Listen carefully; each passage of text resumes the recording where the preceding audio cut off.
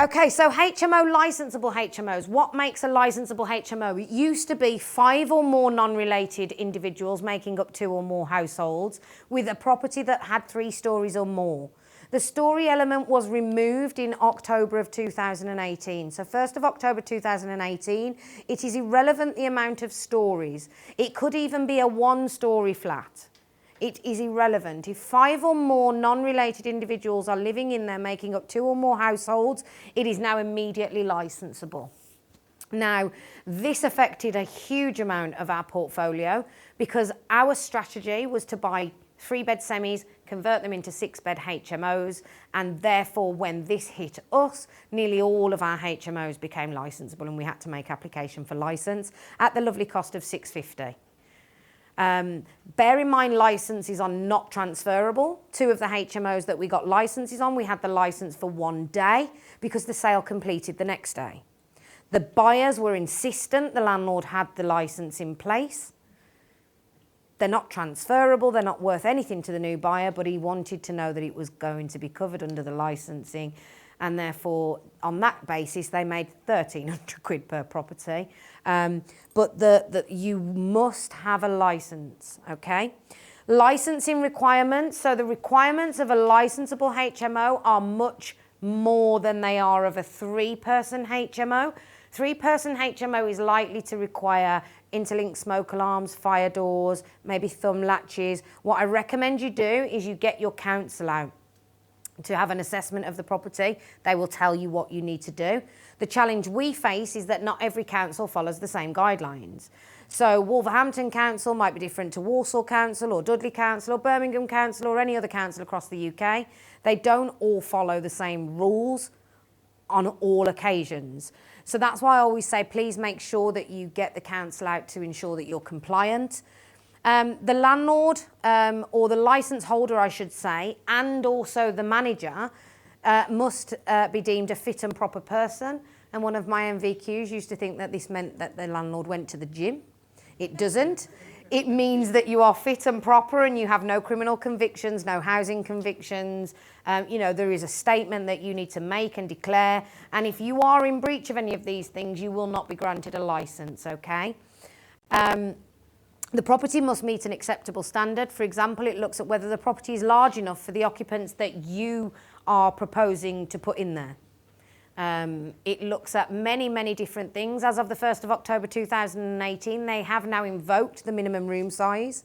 So they are saying that minimum room sizes are 6.51 square metres for an adult, a single adult. If it's a couple, then it's 10.22 square metres.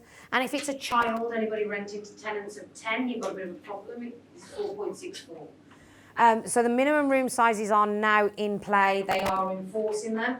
And for any of the HMOs that they've gone out to where the minimum room size isn't met, but the room is already tenanted, because remember this is a change, they're giving landlords about 12 to 18 months to evict the tenant, make the changes to make the room bigger. They're giving you a slight timescale to resolve the problem. Because as I've said to you today, you can't just evict a tenant.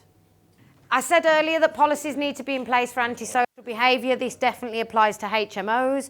You have to make sure that the property is not overcrowded. You have to make sure that there's enough cooking and bathroom facilities. When I talk about cooking, I mean here that they will most likely, if you are above, I think, 4 people, require you to have 2 cookers, 2 ovens and hobs, or additional microwaves. There are really strict things in place. You can't just shove 6 people in with 1 cooker. It just doesn't work. You need to make sure, and it is your responsibility, that the communal areas and the shared facilities are clean and in good repair.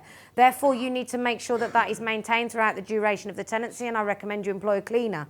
Or you go around with your rubber gloves on and do it yourself once a week, once a fortnight.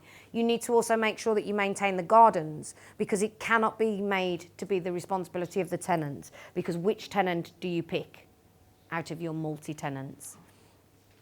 There has to be adequate refuse facilities, and therefore there needs to be adequate bins. If you've got 6 people living in a house, 1 wheelie bin is not going to suffice. There needs to be adequate refuse.